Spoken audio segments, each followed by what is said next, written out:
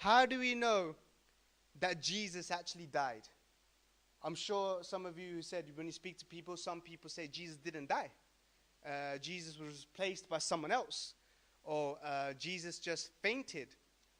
So there's a lot of stories out there. But Jesus was dead. There is no record of anyone ever surviving the crucifixion. Even before the crucifixion, he was whipped. If you've seen Passion of Christ, if you've seen this, if you have seen the flogging scene, you'd find that it's very brutal. And can I just say something? It's not brutal enough, because it doesn't even come close to what Jesus went through on that whipping post.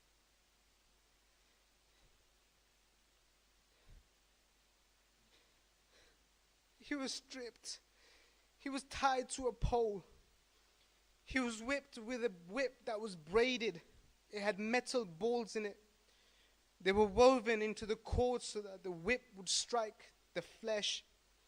The balls would cause a deep bruising within the skin. And also woven into the whip was ragged bits of sheep bone that would tear open those bruises.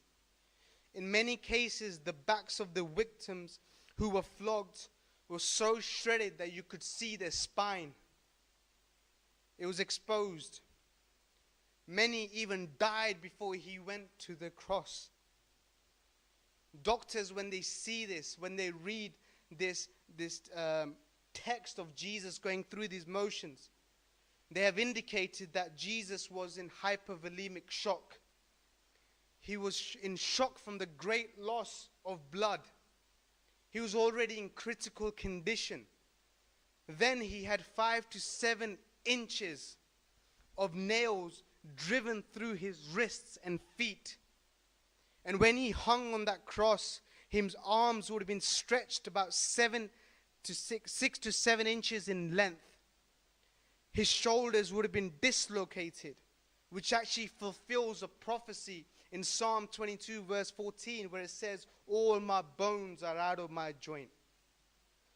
The pain of crucifixion was so horrible that they had to invent a new word. The word excruciating comes from the Latin, out of the cross. There's actually there's not a slide of the whipping. There's just a slide of the whip that they use, just to give you an image, just to give you a visual that this is what our faith hinges on. This is what Jesus went through. The soldiers, if they wanted to speed up death, they would break the bones. Because when you break the bones of someone hanging on the cross, it stops them from breathing. But before they could even do that to Jesus, they found that he was already dead. To make sure he was dead, they took a spear and plunged it into his side to puncture his heart and lungs. When the spear went in, blood and water came out. Medical experts say that before Jesus died, because of the sustained rapid heartbeat he would have undergone, would have resulted in a collection of fluid around his lungs and heart.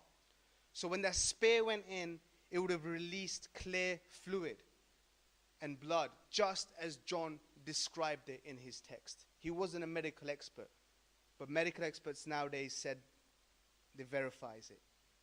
So there is no question historically that Jesus was dead. The Journal of the American Medical Association, a bit of a mouthful there, but this is a secular, peer-reviewed, scientific medical journal which published an investigation into the death of Jesus.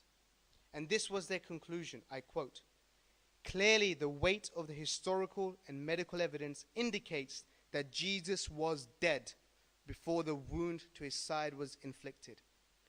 Even the Jewish Talmud admits that he was dead.